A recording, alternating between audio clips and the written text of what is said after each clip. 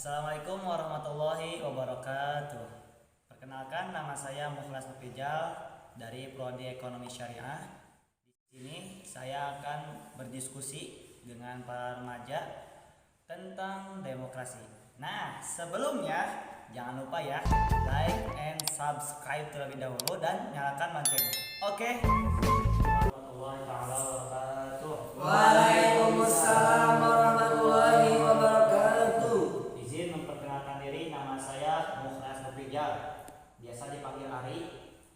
Di sini saya selaku mahasiswa dari SKI Dr. KHZ Mutakin, Prodi Ekonomi Syariah semester 1. Nah, di sini kita akan melaksanakan diskusi umum tentang demokrasi. Nah, jadi untuk memenuhi tugas mata kuliah pendidikan keluarga negara. Sebelum kita masuk ke diskusi, angka baiknya teman-teman memperkenalkan diri terlebih dahulu. Jadi supaya kita lebih kenal lebih baik lagi. Silakan kepada Akang untuk memperkenalkan diri terlebih dahulu. Baik, semuanya siap izin memperkenalkan diri. Nama saya Muhammad Maulana, asal sekolah Madrasah Alim Jakarta. Tempat tinggal saya berasal dari Subang. Oke, terima kasih Kang Gabik ya. Oke, selanjutnya Kang, silakan. Nama saya Muhammad Ali Gunawan dari asal sekolah MA Negeri Purwakarta. Asal saya tinggal di Bojong Purwakarta. Oke, Kang Andi, silakan selanjutnya. Izin makan ini, nama saya Abu Bakar Sidik, bisa dipanggil Sidik atau Abu Bakar. Saya tempat asal di Purwakarta, tempat tinggal saya Jalan-Jalan Amalnya di Purwakarta. Itu sekian dari saya. Oke, terima kasih Kang Sidik. Selanjutnya Kang Sidik. Siap, izin nama saya Ilham Maulana, asal dari Garut. Oke, Kang Ilham. Oke, selanjutnya kita langsung masuk aja ke diskusi ya. Tentang demokrasi. Jadi, demokrasi menurut pengertiannya, demokrasi ialah suatu sistem yang memberikan hak bersuara dan menyampaikan pendapatnya secara bebas, namun tetap berpegang teguh pada ketentuan hukum yang berlaku.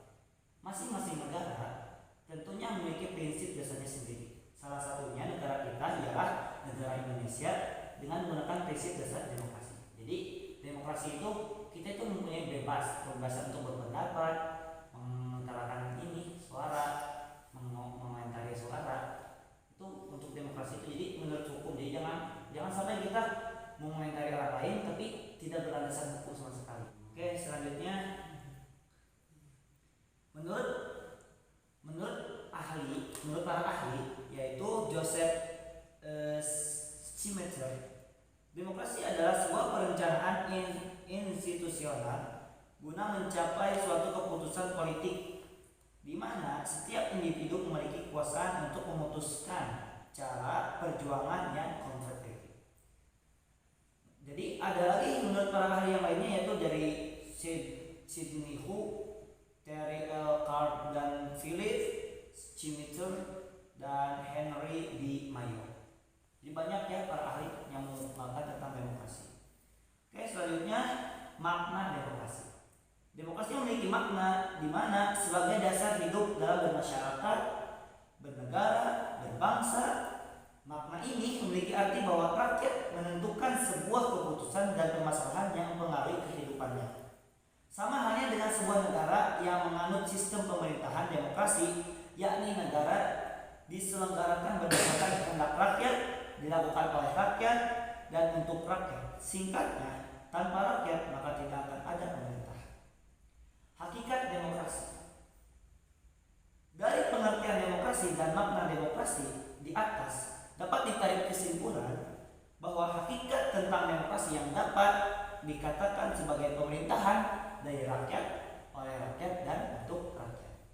Nah, itu dari pengertian makna sama hakikat. Ada yang mau ditanyakan? Izin bertanya, Oke, silakan dari Kang Batik, silakan.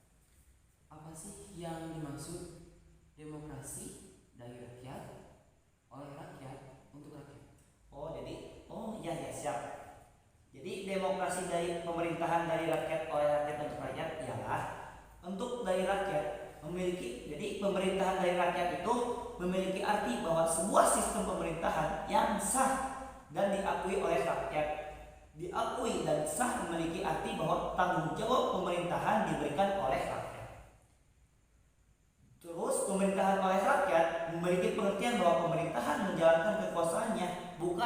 atas dorongan atau tujuan pribadinya, melainkan didasari oleh keinginan rakyat. Lalu pemerintahan untuk rakyat memiliki arti bahwa segala kuasa yang dilimpahkan kepada pemerintah dibuat untuk kepentingan rakyat. Jadi keseluruhan dari pemerintahan dari rakyat, oleh rakyat, dan untuk rakyat itu, jadi semua itu menyangkut rakyat. Jadi kalau misalkan mereka mewenang memanfaatkan rakyat, menyalahgunakan kekuasaan, berarti mereka melanggar demokrasi. Kan demokrasi dari rakyat, oleh rakyat, untuk rakyat. Jadi untuk kepentingan rakyat, semuanya itu untuk kepentingan rakyat. Oke, terima kasih. Yang penting puas tidak? Siap bos. Oke, selanjutnya saya lanjutkan aja ya. Sejarah perkembangan demokrasi di Bali. Sejarah perkembangan demokrasi ya.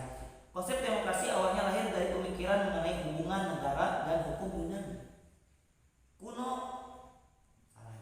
Hukum Yunani kuno dan dipraktikkan dalam hidup bernegara abad ke-6 sampai abad ke-4 Masehi. Demokrasi yang dipraktikkan pada masa itu berbentuk demokrasi langsung, direct democracy, atau biasa dipanggil direct democracy ya. Artinya hak rakyat untuk membuat keputusan politik dijalankan secara langsung oleh seluruh warga negara berdasarkan prosedur mayoritas.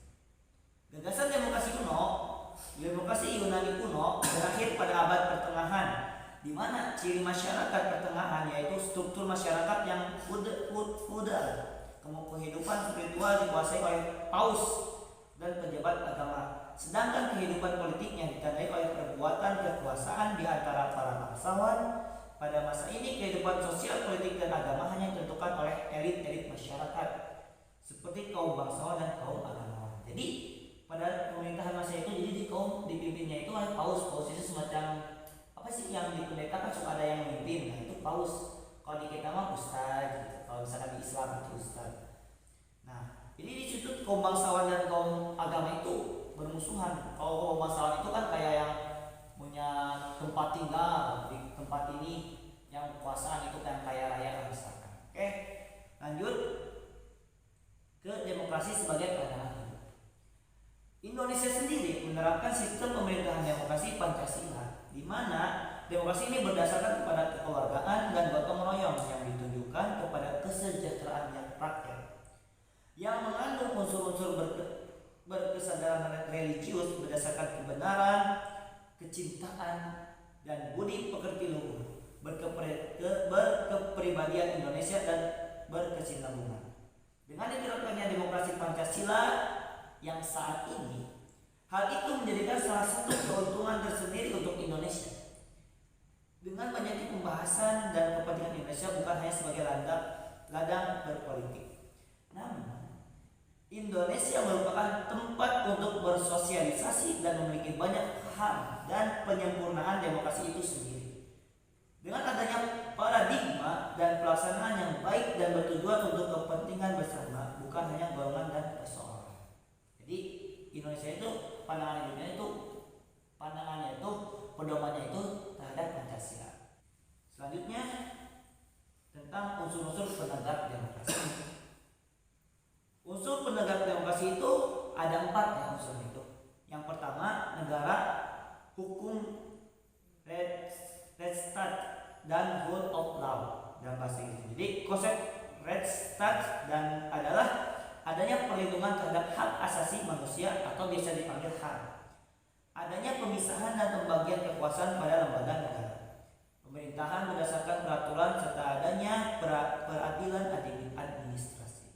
Sedangkan konsep dari rule of law yaitu adanya supremasi aturan-aturan hukum serta adanya kedudukan yang sama di muka hukum, equality before of the law, serta adanya jaminan perlindungan HAM. Itulah dari negara hukum, legislasi, dan rule of law. Lalu ada lagi yang kedua, yaitu masyarakat madani. Masyarakat madani dicirikan dengan masyarakat yang terbuka, yang bebas dari pengaruh kekuasaan dan tekanan negara, masyarakat yang kritis dan berpartisipasi aktif, serta masyarakat yang agility. Jadi masyarakat madani itu adalah masyarakat yang punya gagasan pemikiran, kritikan, saran. Jadi mereka itu berpikir kritis banget. Jadi kalau sekarang kan pemerintahan kita itu kan kalau misalkan ada yang kritis suka dipotong, langsung dieksekusi di tempat. Tapi masyarakat Madani itu berkumpul dalam satu kelompok, mereka membentuk kelompok sendiri, di mana pemikiran-pemikiran yang tentang rakyat, tentang pemerintahan itu mereka tampung. Nanti akan ada yang mensosialisasikan dan membahasnya itu langsung ke pemerintahan. Jadi ada yang mewakilkan mereka, suara-suara mereka itu agar supaya terdengar oleh pemerintah. Terus ada lagi infrastruktur ya. Infrastruktur politik yang dimaksud terdiri dari partai politik platform, kelompok gerakan, serta kelompok kepentingan atau kelompok penekanan. Partai politik merupakan suatu wadah struktur kelembagaan politik yang anggota-anggotanya mempunyai orientasi, nilai, dan cita-cita yang sama, yaitu memperoleh kekuasaan politik dan merebut kedudukan politik dalam mewujudkan kebijakan-kebijakan. Jadi di Indonesia itu banyak ya partai-partai politiknya itu tentang misalkan partai inilah, partai inilah. Jadi partai-partai itu bersatu untuk tujuan mereka. Jadi pemerintahan Indonesia itu kan kalau misalkan kita mau calon jadi presiden, ada perwakilan yang mengucapkan itu dari partai ini misalkan. Selanjutnya ada model-model demokrasi. Nah, dari model-model demokrasi ini, dari kalian ya, ada yang tahu apa saja sih model-model demokrasi itu? Apa saja sih model-model demokrasi itu? Ada yang tahu? Izin saya tahu. Silakan Kang Sidik ya. Oke, silakan. Apa sih model-model demokrasi itu, Kang Sidik? Di antaranya yaitu demokrasi liberal, Ya, liberal, Pancasila, sosial, terpimpin, langsung dan secara tidak langsung dan tidak langsung. Oke, ada 7 ya. Ya, itu saja. Oke, terima kasih. Oke, ada 6 ya. Oke, berarti dari model-model demokrasi itu ada 6 ya, sedikit ya. Jadi diantaranya itu demokrasi liberal, demokrasi terpimpin, Pancasila, sosial, langsung dan tidak langsung. Oke, jadi demokrasi liberal itu ya saya jelasin. Jadi demokrasi liberal itu yaitu pemerintahan yang dibatasi undang-undang dan pemilihan umum bebas yang diselenggarakan dalam waktu yang ajak atau yang cepat. Liberal itu. Terus demokrasi terpimpin yaitu di mana para pemimpin percaya bahwa segala tindakan mereka dipercaya rakyat, tetapi menolak pemilihan umum yang bersaing sebagai kendaraan untuk menduduki kekuasaan. Lalu ada lagi demokrasi Pancasila, di mana kedaulatan rakyat sebagai inti dari demokrasi. Karenanya rakyat mempunyai hak yang sama untuk menentukan dirinya sendiri. Begitu pula partisipasi politik yang sama semua rakyat untuk itu semua rakyat. Untuk itu pemerintahan patut memberikan perlindungan dan jaminan bagi warga negara dalam menjalankan hak politik. Demokrasi sosial. Demokrasi sosial yaitu menaruh kepedulian pada keadilan sosial dan egalitarianisme bagi persyaratan untuk memperoleh kepercayaan publik. Lalu ada lagi demokrasi langsung, yang mana lembaga legislatif hanya berfungsi sebagai lembaga pengawasan jalannya pemerintahan, sedangkan pemilihan pejabat eksekutif dan legislatif melalui pemilihan umum oleh rakyat secara langsung. Lalu ada lagi demokrasi tidak langsung, yang mana lembaga parlemen dituntut kepekaan terhadap berbagai hal yang berkaitan dengan kehidupan masyarakat dalam hubungannya dengan pemerintahan dan negara. Jadi itulah model-model demokrasi. Jadi model-model yang tadi itu liberal, terus terpimpin, Pancasila, sosial, langsung dan tidak langsung. Oke, jadi itulah yang tentang demokrasi itu. Jadi tadi yang pertama itu tentang apa? Tentang yang pertama itu ada pengertian, ada makna, hakikat, sejarah perkembangan demokrasi. Lalu ada lagi demokrasi sebagai pandangan hidup, unsur-unsur penegak demokrasi, dan yang tadi yang terakhir model-model demokrasi. Oke, itu aja untuk tentang demokrasi hari ini. Ada lagi yang mau ditanyakan? Oke, silakan dari Kang Andi ya. Ya, silakan Kang Andi. Apa sih perbedaan demokrasi langsung dan tidak langsung? Oke, demokrasi langsung dan tidak langsung yang perbedaannya. Jadi perbedaannya itu ya lembaga yang dimana lembaga legislatif itu berfungsinya itu sebagai lembaga pengawasan. Jadi mengawasi jalannya pemerintahan. Sedangkan pemilihan pejabat eksekutif dan legislatif melalui pemilihan umum dan demokrasi langsung itu jadi pemerintah atau presiden itu diawasi oleh legislatif, diawasi banget. Kalau misalkan ada pemilihan presiden atau pemilihan kepala daerah itu akan diadakan pemilu. Jadi di situ ada yang mengawasi, yang coblos misalkan, yang tentang itu ada yang mengawasinya. Terus demokrasi secara tidak langsung, yang dimana lembaga parlemen dituntut kepekaan terhadap berbagai hal yang berkaitan dengan kehidupan masyarakat dan hubungannya dalam pemerintahan dan negara. Jadi yang mau mencalonkan, jadi kita itu harus melihat kondisi masyarakat, lingkungan masyarakat. Jika kita mau demokrasi itu, jadi jangan sampai saya mau membangun lahan di sini, tapi lahan ini tidak cocok untuk dibangun pembangunan misalkan. Warga tidak setuju, jangan sampai. Jadi kalau misalkan kita mau membangun lahan, itu sudah demokrasinya dong. Harus ada persetujuan dari rakyatnya, dari pemerintahannya. Dia harus supreme, sepemikiran semua. Nah seperti itu perbedaan. Jadi kalau misalkan langsung itu melalui pemilu, pemilihan langsung, diawasi, itu langsung. Kalau langsung itu secara kita itu terjun ke lapangan, terjun ke lapangan melihat kondisi lingkungan rakyat masyarakat. Kan ada yang kayak ini, yang demokrasi yang turun lapangan itu kayak kampanye gitu. Ya seperti itu. Ada lagi yang mau ditanyakan?